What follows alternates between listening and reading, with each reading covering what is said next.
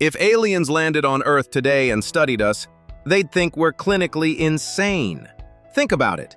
We voluntarily sign contracts to borrow money at 25% interest, just to buy plastic junk we don't even need, to impress people we don't even like.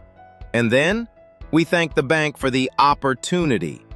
You turn 18 and they send you a letter that says, "Congratulations." Not for building wealth, not for starting a business. Congratulations for being officially indebted enough to join the game. What a beautiful, broken system. Let's be real. Credit cards aren't payment tools. They're psychological weapons. When you hand over cold, hard cash, your brain actually registers a sensation of loss. But when you tap a card, nothing. No friction, no pain, just a little ding. That ding is the most expensive sound in your life. Studies consistently show people spend significantly more when using credit instead of cash. You're not being reckless, you're being engineered. Now here's how the trap really works. They don't market debt. They market rewards. 2% cashback, free flights, exclusive perks. It feels like you're winning, like you finally hacked the system. But if you carry a balance at 25% interest, that 2% reward is literally meaningless. You didn't hack the system hacked you. And then there's the minimum payment. That tiny, harmless number at the bottom of your statement, it's not designed to help you escape. It's designed to keep you comfortable. Owe $3,000? The minimum might only be $60. That feels manageable, right? But at high interest, that balance will follow you for decades. The banks don't need you bankrupt. They need you revolving, alive, stressed, and paying forever. Miss one payment? Late fee, penalty APR, credit score drop. Now borrowing gets even more expensive, which makes it harder to catch up, which leads to more stress and more bad decisions. It's not chaos, it's a blueprint. And here's the psychological twist. You get an email.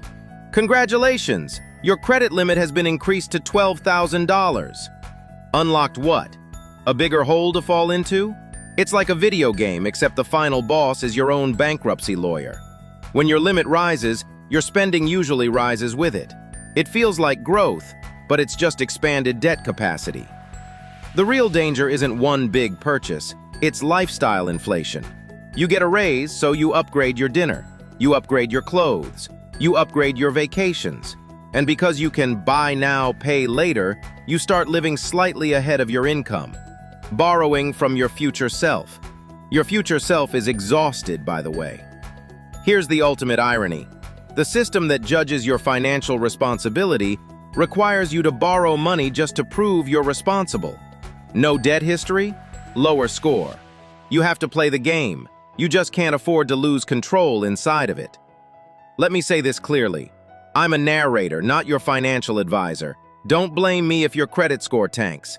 But if your current strategy is minimum payment and vibes, the tanking was already in progress. Credit cards aren't evil. They're neutral. Used with discipline, they're a tool. Used emotionally, they're an anchor. The trap isn't obvious. It doesn't feel like drowning. It feels convenient, smooth, effortless. That's why it works. Because debt doesn't show up as pain. It shows up as possibility. And possibility is addictive. The plastic isn't the problem. The illusion of control is. Use the system or become part of it. Like, share, comment, and subscribe to the Vault Narrative for more.